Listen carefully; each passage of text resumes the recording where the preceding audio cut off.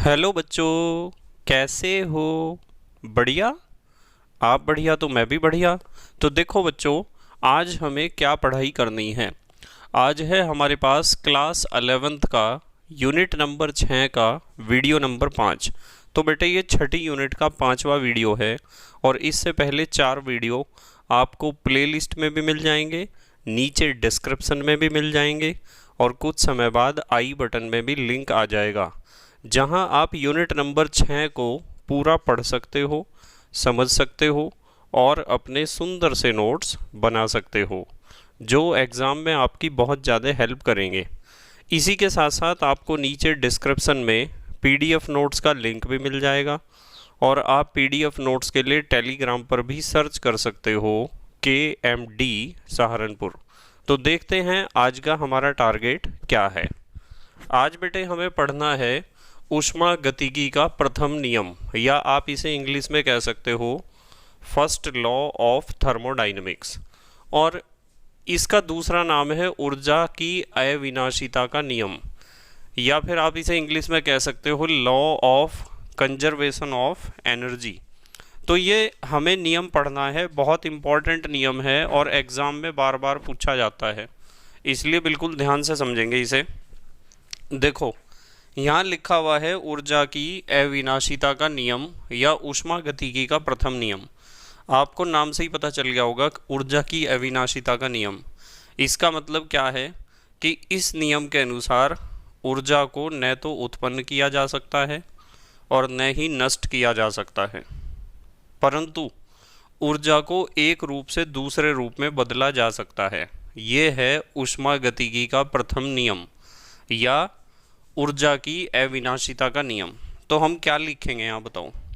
हम लिखेंगे, लिखो मेरे साथ साथ, यहाँ से लिखते हैं चलो। इस नियम के अनुसार, मेरे साथ साथ लिखो, इस नियम के अनुसार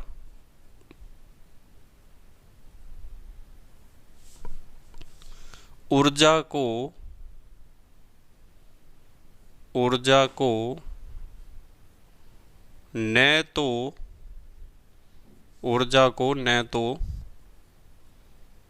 उत्पन्न किया जा सकता है, ऊर्जा को न तो उत्पन्न किया जा सकता है, न तो उत्पन्न किया जा सकता है और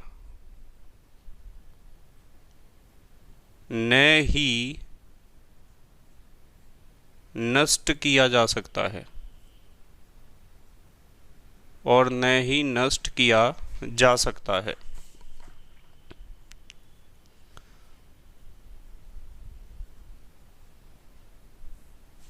अपितु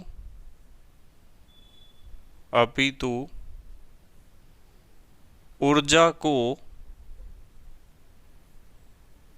को एक रूप से मेरे साथ साथ लिखा करो। जब मैं लिखता हूं तो कॉपी में, अपनी फेयर कॉपी में लिखते रहा करो। अपितु एक रूप से दूसरे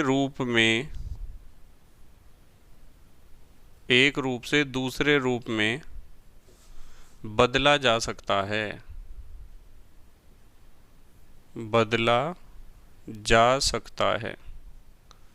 यानी ऊर्जा को आप ना तो उत्पन्न कर सकते हो और ना ही नष्ट कर सकते हो, पर हाँ ऐसा जरूर कर सकते हो कि ऊर्जा के एक रूप को आप दूसरे रूप में बदल दो, और प्रकृति में ऐसा ही होता है।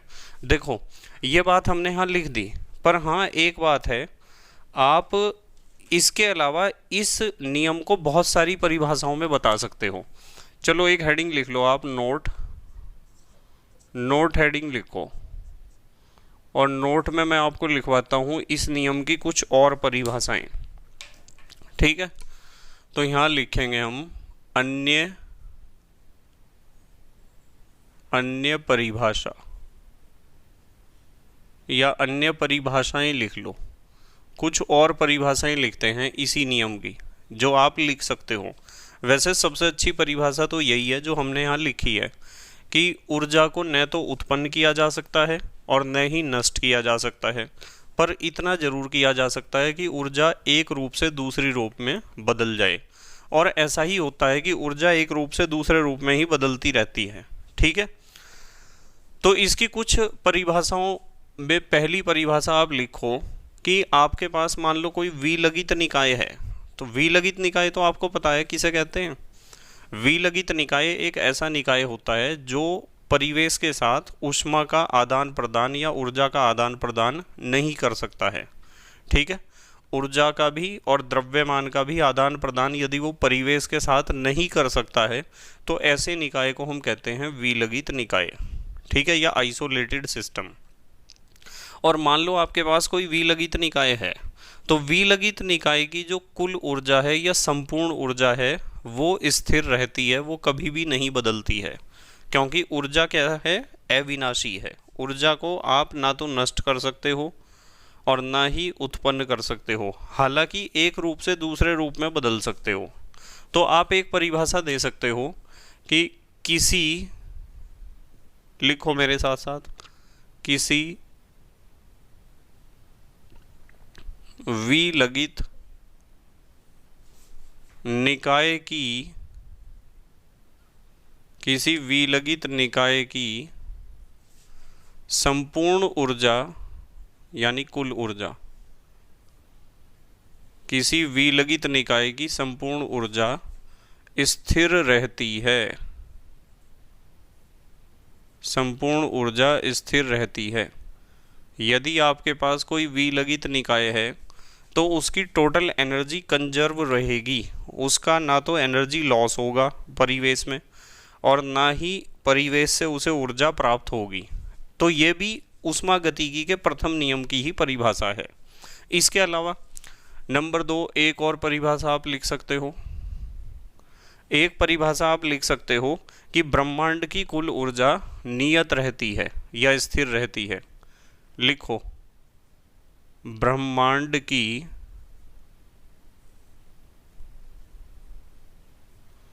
कुल ऊर्जा,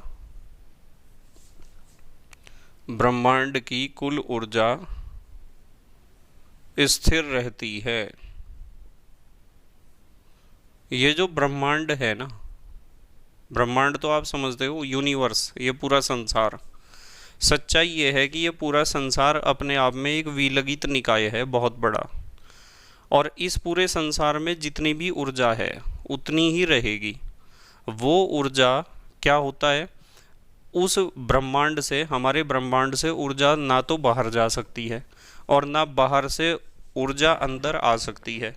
जितनी ऊर्जा हमारे ब्रह्मांड में है उतनी ही रहेगी, उसमें कोई भी चेंज नहीं होगा बिल्कुल भी। ठीक है, इसलिए यहाँ लिखा है कि ब्रह्मांड की कुल ऊर्जा नियत रहती है या स्थिर रहती है।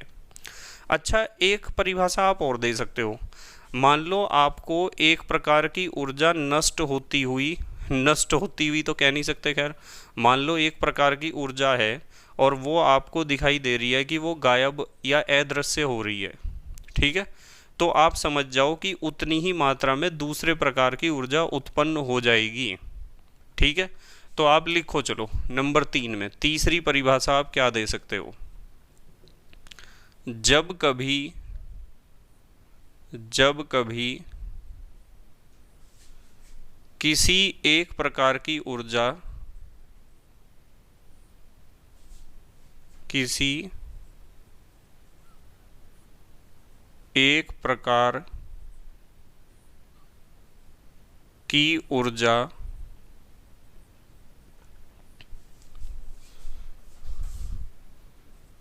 को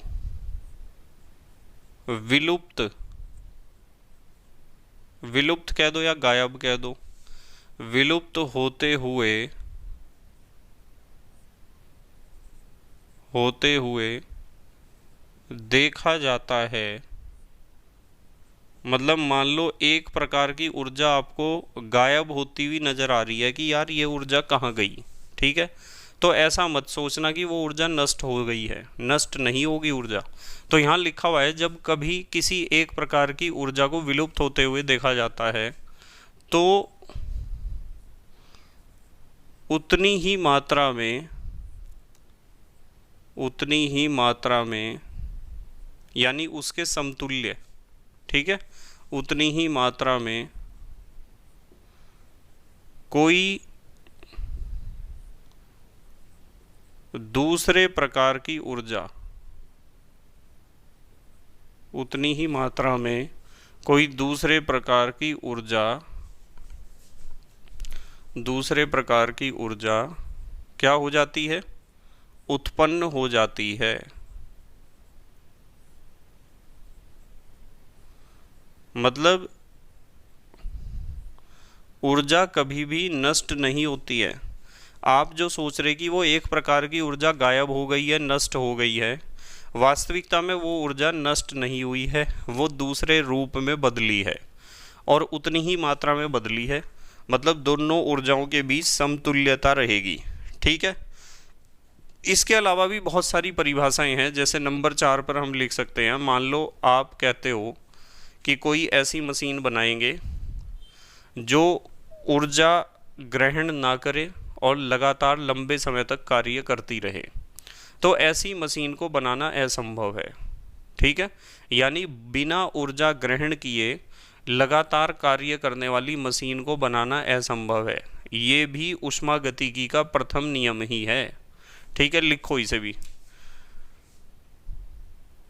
बिना ऊर्जा ग्रहण किए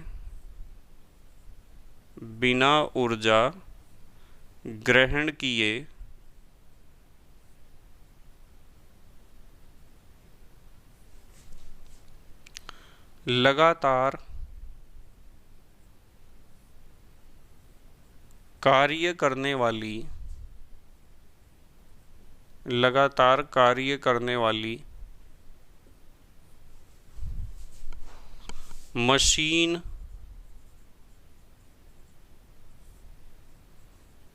को बनाना या मशीन का निर्माण करना असंभव है। मतलब आप किसी ऐसी मशीन को नहीं बना सकते हो जो लगातार कार्य करती रहे और ऊर्जा की उसे कोई भी आवश्यकता ना हो। मशीन केवल तब तक कार्य करेगी जब तक आप उसे ऊर्जा दोगे, ठीक है। तो ये भी बात आपको ध्यान रखनी है। ये सारे क्या हैं, ऊष्मागतिकी के प्रथम नियम के ही कथन हैं। ये सब ऊष्मागतिकी के प्रथम नियम के ही कथन हैं, ठीक है। अच्छा, इसके अलावा एक चीज़ और है जो आप ध्यान रख सकते हो। इसके अलावा आप एक चीज़ ये ध्यान रख सकते हो कि यदि आपके पास 4.184 या 4.2 जूल कह दो, मान लो आपने 4.2 जूल कार्य किया है, तो उससे आपको 1 कैलोरी ऊष्मा ही प्राप्त होगी, ठीक है। ये भी ऊष्मागतिकी के प्रथम नियम का ही एक रूप है, ठीक है। तो 4.184 जूल कार्य से सदैव 1 कैलोरी ऊष्मा प्राप्त होती है। लिख लो इसे भी, नंबर 5, 4.184 जूल कार्य से सदैव 1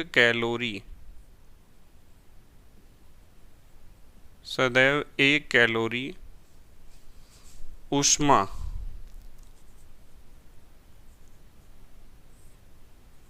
ही प्राप्त होती है। इसका मतलब पता क्या है? इसका मतलब ये है कि जो आपने कार्य किया है वो ऊर्जा के रूप में बदला है। ऊष्मा एक प्रकार की ऊर्जा है ना, और जब आप इतने जूल का समतुल्यांक यानी बराबर तुल्यांक में इसकी ऊष्मा देखते हो तो 1 कैलोरी आती है। इसका मतलब किया गया कार्य नष्ट नहीं होता है। यदि आप कोई भी कार्य कर रहे हो, किसी भी निकाय के ऊपर कार्य कर रहे हो, तो आपके द्वारा किया गया कार्य कभी भी नष्ट नहीं होगा।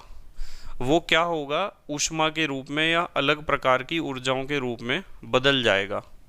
और यहाँ लिखा हुआ है कि आप जब 4.184 जूल कार्य करते हो तो आपको कितनी ऊष्मा प्राप्त होगी, 1 कैलोरी। यानी आपके द्वारा किया गया कार्य व्यर्थ नहीं गया है, खराब नहीं गया है, नष्ट नहीं हुआ है। वो ऊर्जा के रूप में बदल गया है। ठीक है, अच्छा चलो एक काम करते हैं, एक हेडिंग लिखो, एक हेडिंग लिखो। देखो मान लो एग्जाम में क्वेश्चन आता है कि ऊष्मागतिकी के प्रथम नियम को स्पष्ट करो, तो आपको क्या करना है, ये जो परिभाषा मैंने ऊपर लिखवाई है ना, आपको ऊपर परिभाषा लिखवाई है कि इस नियम के अनुसार ऊर्जा को न तो उत्पन्न किया जा सकता है और न ही नष्ट किया जा सकता है, अपितु ऊर्जा को एक रूप से दूसरे रूप में बदला जा सकता है। इतनी बात आपको लिखनी है एग्ज़ाम में। और इतनी बात लिखने के साथ साथ ये जो मैंने आपको बीच में हेडिंग लिखवाई है नोट, इसमें 5 पॉइंट लिखवाए हैं। इन 5 पॉइंट को एग्ज़ाम में लिखने की कोई आवश्यकता नहीं है, कभी आप इन्हें भी लिख के आओ वहाँ। ये तो मैंने आपको इसलिए बताया कि इनकी आपको थोड़ी नॉलेज होनी चाहिए कि यदि किसी छोटे क्वेश्चन में ये सेंटेंस पूछ लिए जाते हैं तो आप उसका सही उत्तर दे सको कि हाँ ये तो ऊष्मागतिकी का प्रथम नियम है। और यदि आपको लगता है कि लॉन्ग क्वेश्चन है और टाइम आपके पास सफिशेंट है तो आप इन्हें लिख सकते हो, वैसे इन्हें लिखने की कोई आवश्यकता नहीं है एग्ज़ाम की कॉपी में, उत्तर पुस्तिका में अपनी एग्ज़ाम की। ठीक है, तो ये तो एडिशनल चीज़ है। जब भी मैं कहीं नोट या ब्लॉक लिखवाता हूँ तो समझ जाना चाहिए आपको कि ये एक्स्ट्रा पॉइंट हैं, पर इनमें भी अपने आप में इम्पॉर्टेंट क्वेश्चन हैं। ये कितने नोट में मैंने कितने पॉइंट लिखवाए आपको, 5। ये अपने आप में 5 वेरी शॉर्ट क्वेश्चन हैं। यदि एग्ज़ाम में आता है ऊष्मागतिकी का प्रथम नियम बताओ, तो आपको ये 2 लाइनें लिखनी है पहले तो, उसके बाद एक हेडिंग लिखनी है गणितीय रूप, गणितीय रूप ऊष्मागतिकी के प्रथम नियम का गणितीय रूप, फिर एक हेडिंग लिखनी है गणितीय रूप। चलो देखते हैं ऊष्मागतिकी के प्रथम नियम का गणितीय रूप क्या है। देखो मैं बताता हूँ आपको। मान लो किसी निकाय की मेरे साथ साथ लिखो, किसी निकाय की आंतरिक ऊर्जा में परिवर्तन करना है। किसी निकाय की आंतरिक ऊर्जा में दो प्रकार से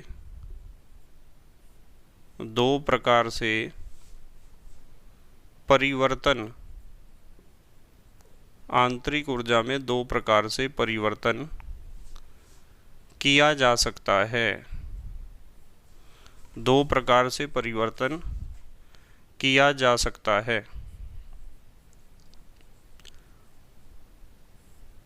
अब वे कौन से 2 प्रकार हैं भाई? पहला तो तरीका ये है कि यहाँ लिखते हैं नंबर 1, ऊष्मा के द्वारा, ऊष्मा के द्वारा। ठीक है, एक तो परिवर्तन हम कर सकते हैं ऊष्मा के द्वारा और दूसरा परिवर्तन हम कर सकते हैं कार्य के द्वारा। कार्य के द्वारा कैसे कर सकते हैं अभी बताता हूँ आपको। अतः इस सूत्र को ध्यान से देख लेना, डेल्टा ई ये आंतरिक ऊर्जा में परिवर्तन है, is equal to Q plus W. ये है ऊष्मागतिकी के प्रथम नियम का गणितीय रूप। ये ऊष्मागतिकी के प्रथम नियम का गणितीय रूप है। आपको पता है डेल्टा ई क्या है? आंतरिक ऊर्जा में परिवर्तन। क्यू क्या है? ऊष्मा। और डब्ल्यू क्या है?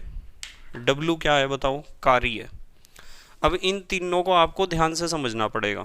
मतलब यदि कोई पूछता है कि ऊष्मागतिकी का प्रथम नियम क्या है, तो आप कहोगे कि ऊष्मागतिकी का प्रथम नियम पदार्थ की ऊर्जा की अविनाशिता का नियम है। ऊर्जा को न तो उत्पन्न किया जा सकता है न तो नष्ट किया जा सकता है, अपितु ऊर्जा के एक रूप को दूसरे रूप में बदला जा सकता है। ये तो ऊष्मागतिकी का प्रथम नियम हो गया।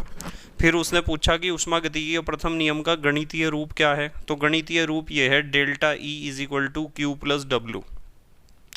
आपको पता होना चाहिए डेल्टा ई क्या है। यहाँ बताओ डेल्टा ई क्या है, यहाँ लिख लो, मेरे साथ साथ लिखो, जहाँ डेल्टा ई बराबर आंतरिक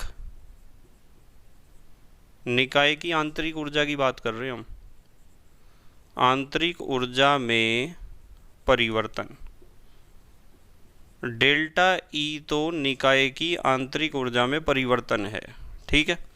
अब बात आती है Q क्या है। तो Q का मतलब है ऊष्मा, और मैं आपको बताता हूँ, यहाँ कोमा लगाओ और लिखो यदि ना लिखो, चलो यदि नहीं लिखते, मैं आपको इसी के साथ साथ समझाऊंगा इसके निशान भी कि Q का मान कब प्लस में लेना है कब माइनस में लेना है। यहाँ लिखो निकाय को दी गई ऊष्मा, निकाय को यदि आप ऊष्मा देते हो ना तो उसे हम लिखते हैं प्लस Q से।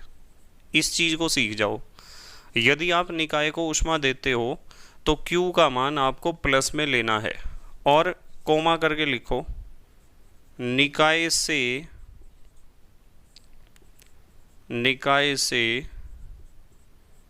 ली गई ऊष्मा, यदि आप ऊष्मा को निकाय से लेते हो, ठीक है, तो आप लिखोगे माइनस Q, यानी Q का मान लिखोगे माइनस में।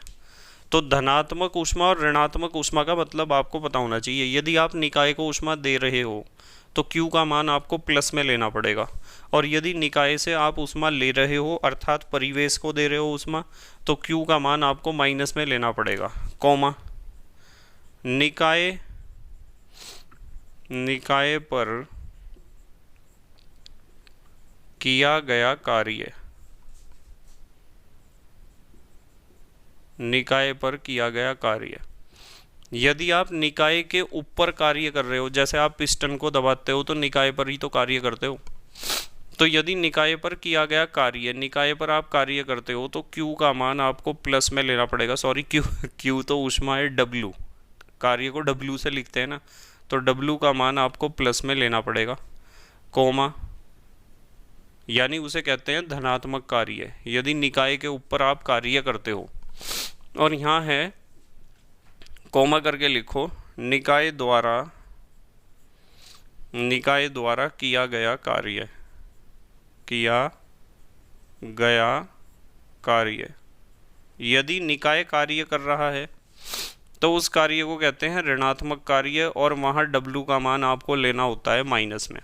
तो ये सारी बातें आपको पता होनी चाहिए कि कब Q का मान, भाई डेल्टा E तो आंतरिक ऊर्जा में परिवर्तन है, पर आपको पता होना चाहिए कि कब आपको डेल्टा E का मान तो भाई बढ़ भी सकता है घट भी सकता है, पर आपको पता होना चाहिए कि Q का मान कब प्लस में लेना है कब माइनस में, और W का मान कब प्लस में लेना है कब माइनस में लेना है। ठीक है। अच्छा, एक हेडिंग लिखो, नोट हेडिंग लिखो। मैं एक बहुत बढ़िया बात बताता हूँ आपको, नोट हेडिंग लिखो, मतलब आपको पता चल गया ऊष्मागतिकी का प्रथम नियम ये है, और ऊष्मागतिकी के प्रथम नियम का गणितीय रूप यहाँ से यहाँ तक है। ये फार्मूला है delta E is equal to Q plus W। आंतरिक ऊर्जा मैंने आपको समझा रखी है, Q ऊष्मा है, W कार्य है, और इनके प्लस माइनस वाले चिन्ह मैंने आपको बता दिए। देखो इस फार्मूले में यहाँ लिखो W व Q, ये दो ही तो चीज़ हैं, कार्य और ऊष्मा है। ये W व Q जो हैं ये दोनों पथफलन होते हैं, ध्यान रखना, पथफलन, पाथ फंक्शन, ये दोनों पथफलन होते हैं, जबकि इनका जो योग है यानी Q प्लस W, जिसे आप कहते हो डेल्टा E आंतरिक ऊर्जा में परिवर्तन, ये एक अवस्था फलन है। कैसा फलन है? अवस्था फलन। ये क्वेश्चन आ जाता है पेपर में, बहुत इंपॉर्टेंट है, ये है एक अवस्था फलन। ध्यान रखेंगे सब कि कार्य भी और ऊष्मा भी ये दोनों पथफलन होते हैं, जबकि इन दोनों को जोड़ने से जो आंतरिक ऊर्जा में परिवर्तन हमें प्राप्त होता है वो होता है एक अवस्था फलन। ठीक है, जल्दी से पोज करके लिखो, अगली बातें बताता हूँ फिर बहुत अच्छी ऊष्मागतिकी के प्रथम नियम के बारे में। लिख लिया बेटे? ठीक है, तो हमने स्टार्टिंग की है ऊष्मागतिकी के प्रथम नियम की, और आपको एक बात बखूबी समझ में आई होगी कि ऊष्मागतिकी के प्रथम नियम का दूसरा नाम है ऊर्जा की अविनाशिता का नियम। अर्थात ऊर्जा को न तो उत्पन्न किया जा सकता है और न ही नष्ट किया जा सकता है। हाँ, ऐसा जरूर किया जा सकता है कि एक प्रकार की ऊर्जा को दूसरे प्रकार की ऊर्जा में हम बदल दें, या फिर ऊर्जा के रूप को तो बदला जा सकता है पर ऊर्जा को कभी नष्ट नहीं किया जा सकता। यह है ऊर्जा की अविनाशिता का नियम या ऊष्मागतिकी का प्रथम नियम। अब देखो, वैसे तो एग्ज़ाम में आपको इतना ही लिखना है जितना मैंने आपको अभी बताया है कि पहले तो ये परिभाषा लिख दो 2 लाइनों की, ठीक है, और उसके बाद ऊष्मागतिकी के प्रथम नियम का गणितीय रूप लिख दो, delta E is equal to Q plus W. उसमें आप बता दो कि डेल्टा ई क्या है, आंतरिक ऊर्जा में परिवर्तन है, और आंतरिक ऊर्जा में परिवर्तन हम 2 तरीके से कर सकते हैं, या तो ऊष्मा यानी क्यू का मान बदल दो, और या फिर डब्लू कार्य कर दो या कार्य करवा लो निकाय से।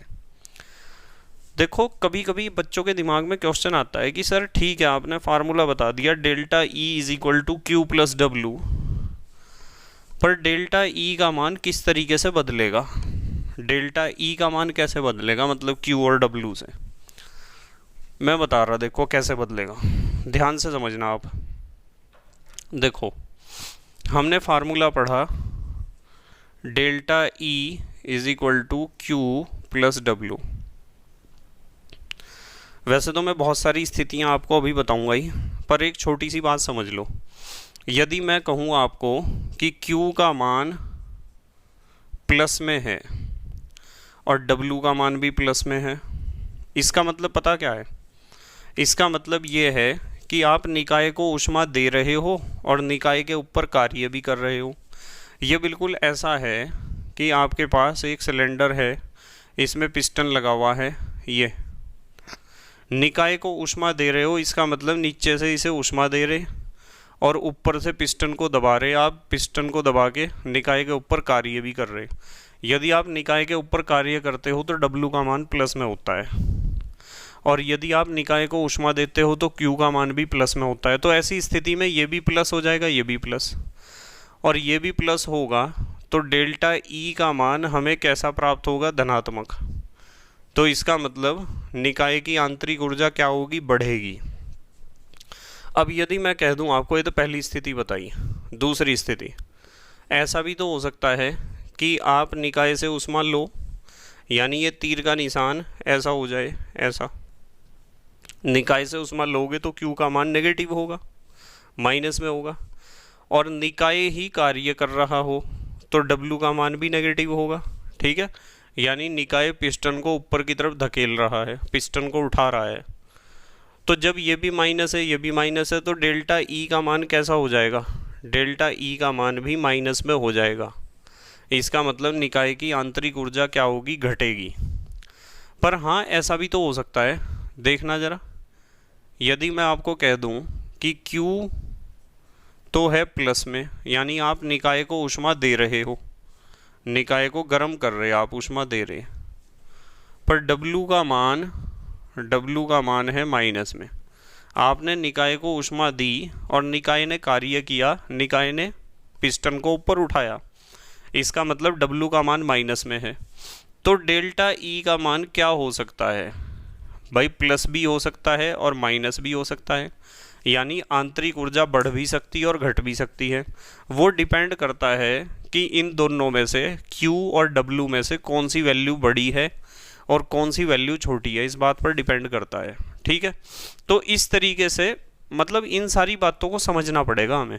भाई इसका उल्टा भी हो सकता है कि Q का मान माइनस में हो और W का मान प्लस में हो, यानी आप निकाय से ऊष्मा ले रहे हैं और निकाय पर कार्य कर रहे हैं। तो इनका Q और W जो है ना, ये Q और W, जब ही तो मैंने आपको लिखवाया कि आंतरिक ऊर्जा में परिवर्तन करने के 2 तरीके हैं, Q और W। आप Q का मतलब ऊष्मा के आदान प्रदान से भी आंतरिक ऊर्जा में परिवर्तन कर सकते हो, और W माने कार्य को या तो निकाय पर कर दो या निकाय से कार्य करवा लो। इस तरीके से भी आप आंतरिक ऊर्जा को बदल सकते हो। तो आंतरिक ऊर्जा को बदलने के बहुत सारे तरीके हैं, उनमें से आपको सिर्फ इतना ध्यान रखना है कि Q और W में चेंज करना है, ठीक है। तो ये इस तरीके से परिवर्तन होता है आंतरिक ऊर्जा में। अब आप एक हेडिंग लिखो नोट, थोड़ी सी बातें और बताता हूँ आपको। एक हेडिंग लिखो नोट, और इस फार्मूले को रखो अपने दिमाग में। कौन से फार्मूले को? यहाँ लिख देता हूँ, चलो साइड में। इस फार्मूले को रखो दिमाग में, नीचे को लिखता हूँ यहाँ को। Delta E is equal to Q plus W.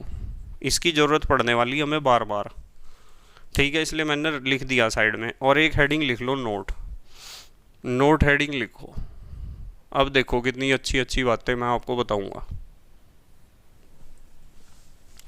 यदि मैं आपको कहूं कि समतापी प्रक्रम के लिए देखते हैं नियम क्या होगा। नंबर 1 हेडिंग लिखो, हेडिंग क्या, पॉइंट लिखो, समतापी प्रक्रम के लिए। आपको पता है समतापी प्रक्रम की खासियत ये होती है कि आंतरिक ऊर्जा में परिवर्तन होता है जीरो। आदर्श गैसों के समतापी प्रक्रम के लिए आंतरिक ऊर्जा में परिवर्तन जीरो होता है ना, मैंने आपको कल पढ़ाया था। और जब ये जीरो हो जाएगा तो Q plus W is equal to zero, और प्लस का W इधर आगे माइनस का W हो जाएगा, ठीक है। तो आप लिख सकते हो भाई प्लस का W इधर आगे माइनस का W, डेल्टा ई तो जीरो है। देखो ये जीरो है, ये Q है, ये W है। तो बताओ Q is equal to minus W नहीं होगा क्या? होगा ना, Q is equal to minus W, या W is equal to minus Q कह दो, एक ही बात है। तो इसलिए Q इज इक्वल टू हो जाएगा माइनस डब्ल्यू के। ये क्वेश्चन एग्जाम में पूछा जाता है कि समतापी प्रक्रम के लिए ऊष्मागतिकी के प्रथम नियम का क्या रूप होगा, ठीक है। तो आप लिखोगे Q is equal to minus W. अच्छा, यदि मैं कहूँ आपको, चलो नंबर 2 लिखो आप। अच्छा, नंबर 2 चक्रीय प्रक्रम के लिए, चक्रीय प्रक्रम के लिए। भाई चक्रीय प्रक्रम की भी खासियत यह है कि इसमें भी डेल्टा ई का मान जीरो होता है। आपको पता है ना चक्रीय प्रक्रम किसे कहते हैं? जब कोई निकाय विभिन्न अवस्थाओं से होते हुए फिर दोबारा यानी पुनः अपनी प्रारंभिक अवस्था में आ जाता है, तो ऐसे प्रक्रम को हम कहते हैं चक्रीय प्रक्रम। और चक्रीय प्रक्रम की खासियत ये होती है कि निकाय जब अपनी प्रारंभिक अवस्था में ही आ चुका है तो आंतरिक ऊर्जा में परिवर्तन कितना होगा? जीरो। और जब डेल्टा ई जीरो होगा तो इसके लिए भी Q is equal to minus W, ऊष्मागतिकी के प्रथम नियम का रूप ये होगा, Q is equal to minus W, ठीक है। अच्छा, यदि मैं आपको कहूँ समआयतनिक, लिखो समआयतनिक प्रक्रम के लिए, समआयतनिक प्रक्रम के लिए आपको पता है डेल्टा V कितना होगा? जीरो। यानी पिस्टन ना तो ऊपर उठेगा ना तो नीचे गिरेगा, और पिस्टन ना तो उठ रहा ना तो गिर रहा है, इसका मतलब कार्य कितना है? जीरो। और जब कार्य जीरो हो जाएगा, ये तो जीरो हो गया, तो डेल्टा ई बराबर किसके हो जाएगा? डब्ल्यू के। इसलिए delta E is equal to W. तो एग्जाम में इस तरह के क्वेश्चन आते हैं कि समतापी प्रक्रम के लिए ऊष्मागतिकी के प्रथम नियम का रूप क्या होगा? ये होगा। चक्रीय प्रक्रम के लिए ये रूप होगा। समआयतनिक प्रक्रम के लिए delta E is equal to W होगा, ठीक है। Delta E is equal to Q, W तो जीरो कर दिया हमने, डब्ल्यू तो जीरो है, तो delta E is equal to Q होगा, ठीक है। चलो अगली बात कर रहे हैं। यदि मैं कहूँ समदाबिक प्रक्रम है, नंबर 4 लिखो, नंबर 4 समदाबिक प्रक्रम के लिए, ठीक है। समदाबिक प्रक्रम के लिए दाब का तो इसमें कोई हमने जिक्र ही नहीं किया और दाब का जिक्र नहीं किया। हालांकि W का मतलब जो है ना, जो W होता है ना, W वो P डेल्टा V इसके बराबर होता है। पर समदाबिक है, यहाँ तो दाब में परिवर्तन की तो बात हुई नहीं, यहाँ तो केवल दाब की बात हुई।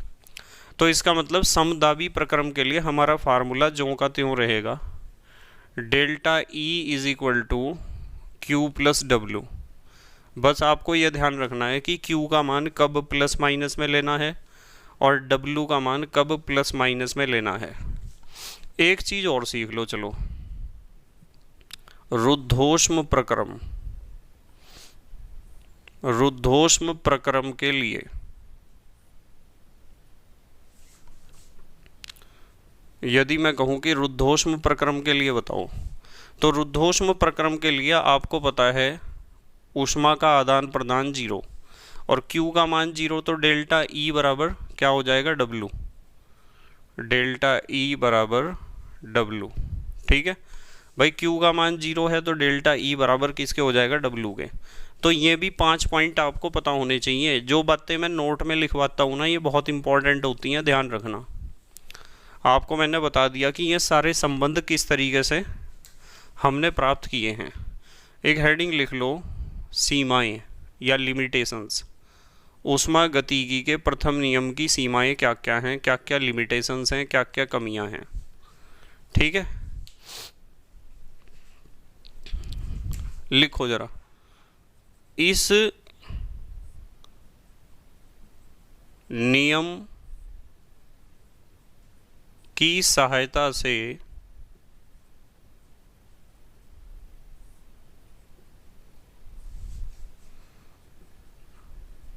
निम्न बातें या तथ्य कह सकते हो आप, निम्न बातें स्पष्ट नहीं हो सकती हैं, स्पष्ट नहीं होती हैं, ऐसे लिखो। निम्न बातें स्पष्ट नहीं होती हैं। कौन कौन सी ऐसी बातें हैं जो स्पष्ट नहीं होती हैं, कौन कौन से ऐसे तथ्य हैं जो स्पष्ट नहीं होते हैं। नंबर 1, ऊर्जा परिवर्तन की दिशा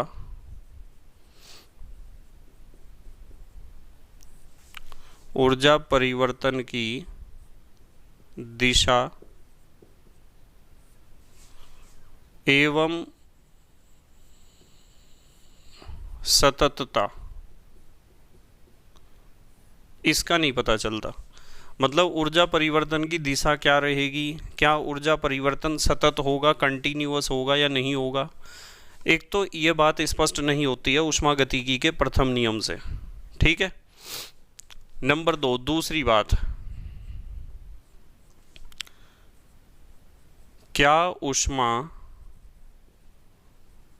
ऊष्मा मेरे साथ साथ लिखा करो, ठंडे सिरे से, क्या ऊष्मा ठंडे सिरे से गर्म सिरे की ओर, ठंडे सिरे से गर्म सिरे की ओर प्रवाहित हो सकती है।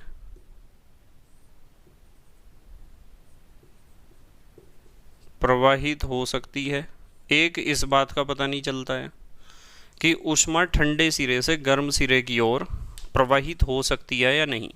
भाई इस बात का तो सबको पता है कि गर्म से ठंडे की तरफ प्रवाहित होती है। ऊष्मा का प्रवाह हमेशा अधिक ताप से कम ताप की ओर होता है, पर क्या कम ताप से अधिक ताप की ओर भी हो सकता है क्या, ये बात भी स्पष्ट नहीं होती है ऊष्मागतिकी के प्रथम नियम से, ठीक है। नंबर 3, तीसरी बात लिखो, क्या गैस निम्न दाब से, क्या गैस निम्न दाब से उच्च दाब की ओर, निम्न दाब से उच्च दाब की ओर प्रवाहित हो सकती है। ये भी तथ्य स्पष्ट नहीं होता है। ये भी तथ्य स्पष्ट नहीं होता है ऊष्मागतिकी के प्रथम नियम से। ठीक है, अच्छा एक बात और लिख लो चलो। ऐसे ऐसे बहुत सारे कंसेप्ट हैं, बहुत सारे क्वेश्चंस हैं जो ऊष्मागतिकी के प्रथम नियम से स्पष्ट नहीं होते हैं। अच्छा एक आप और लिख लो, क्या जल निम्न तल से, निम्न तल का मतलब लोअर लेवल से, निम्न तल से उच्च तल की ओर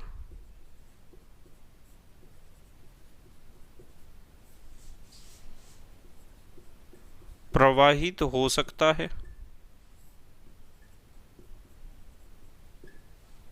निम्न तल से उच्च तल की ओर प्रवाहित हो सकता है।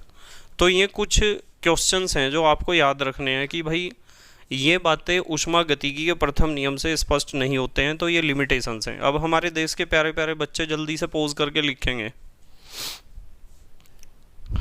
लिख लिया बेटे? ठीक है, तो बेटे मुझे उम्मीद है कि आपके समझ में आया होगा ऊष्मागतिकी का प्रथम नियम, जिसे कहते हैं ऊर्जा की अविनाशिता का नियम। और इसमें हमने इसका सैद्धांतिक रूप भी पढ़ा, गणितीय रूप भी पढ़ा, और गणितीय रूप पढ़ने के बाद कुछ हमने नोट में बहुत अच्छी अच्छी बातें भी पढ़ी कि भाई यदि प्रक्रम समतापी है, सम आयतनिक है, रुद्धोष्म है, तो विभिन्न प्रकार के प्रक्रमों में ऊष्मागतिकी के प्रथम नियम का रूप क्या होगा। ठीक है, उसका गणितीय रूप कैसा हो जाएगा। उसके बाद ये हमने कुछ पॉइंट पढ़े हैं, और फिर पढ़ी हैं सीमाएं, लिमिटेशंस क्या हैं, कहाँ कहाँ ऊष्मागतिकी का प्रथम नियम फेल हुआ है।